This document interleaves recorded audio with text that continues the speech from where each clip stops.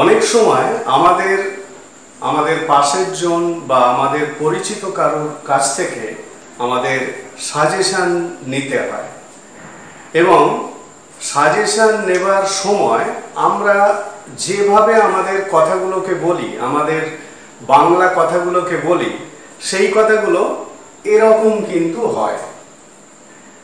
এখন কি করি বলতো, এখন কি খাই বলতো, এখন কি পড়ি বলতো, এখন কোথায় যাই বলতো, এখন কাকে ডাকি বলতো। মানে এইভাবে কিন্তু মাইল্ডলি একটা প্রশ্ন করি, মানে আমরা পরোক্ষভাবে একটা সাজেশন চাই, মানে যার সঙ্গে কথাটা বলছি তার কাছ থেকে একটা সাজেশন বা প্রস্তাব চাইছি। এরকম পরিস্থিতিতে মানে যে কথাগুলো অ্যাকচুয়ালি বলা হচ্ছে, এখানে দেখো ভালো করে মিনিংগুলো বোঝার চেষ্টা করো। এখন কি করি বলতো, মানে যদি আমি কথাটা বলি কাউকে যে এখন কি করি বলতো, তার মানে এখন আমার কি করা কর্তব্য বা এখন আমার কি করতে হবে, এই রকম একটা প্রচ্ছন্ন মিনিং এই সেন্টেন্সগুলোর মধ্যে আছে। অর্থাৎ কর্তব্য বা বাধ্যবাধকতা এরকম আবহে এই ধরনের কথাগুলোকে বলা হচ্ছে।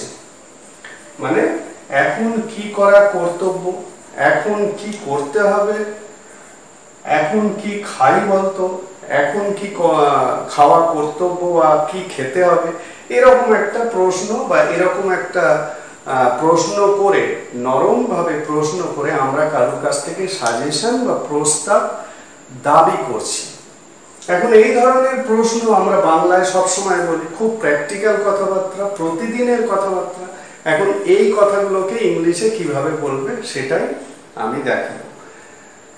তাহলে বুঝলে যে এর ভিতরের যে অর্থ সেটা হচ্ছে কি করি, কি করা কর্তব্য, কি করতে হবে, এইরকম একটা সেন্স বা অর্থ এই সেন্টেন্সগুলোর মধ্যে আছে এবং বক্তা এই কথাগুলোর মধ্যে দিয়ে একটা সাজেশন বা প্রস্তাব চাইছে।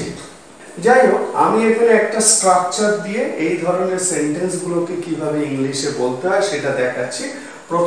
প্রথমে আমি স্ট্রাকচারটা দেখিয়ে দিই। স্ট্রাকচারটা দেখো, প্রথমে WH, তারপরে যেহেতু কথাগুলো আমি বলছি, এখানে বক্তা কিন্তু আমি, আই, তাহলে WH plus M, I supposed to plus V1 plus noun. নাউনটা যেহেতু এই এখন কথাটা আছে ওই কারণে ইউজ হচ্ছে। তাহলে WH, তারপরে am I supposed to, তারপরে ভার্বের প্রেজেন্ট ফর্ম, তারপরে নাউন। এইটা হলো সেন্টেন্স স্ট্রাকচার। ঠিক আছে?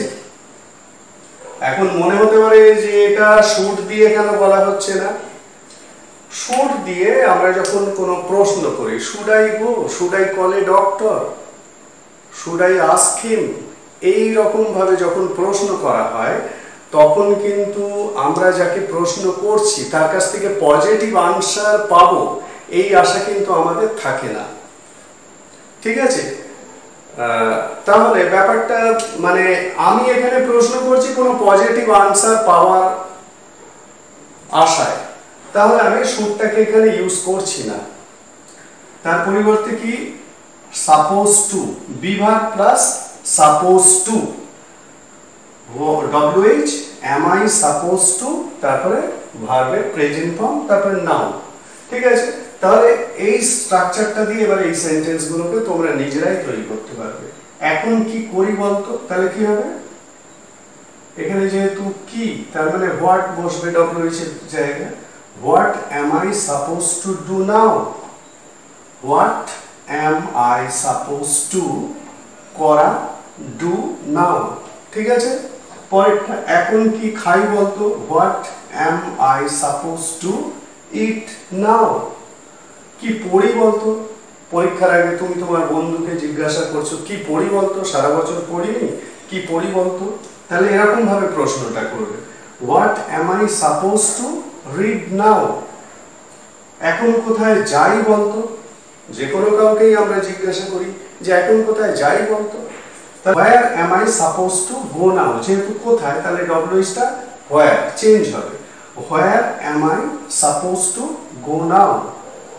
এখন কাকে ডাকি বলতো? এখানেও দেখো ডব্লিউএইচ টা চেঞ্জ হলো, কাকে, তার মানে whom, whom am I suppose to call now. ঠিক আছে, তাহলে সেন্টেন্স গুলোকে আমি এখানে লিখে দেখিয়ে দিই। এখন কি করি বলতো, তার মানে what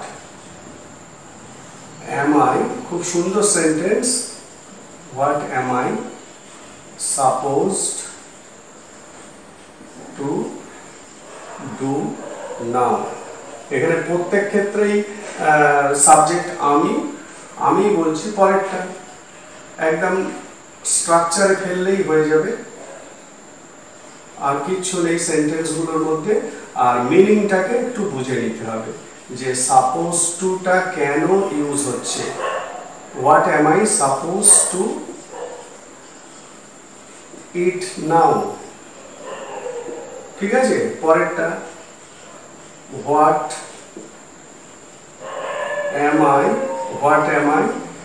suppose to, what am I suppose to read now.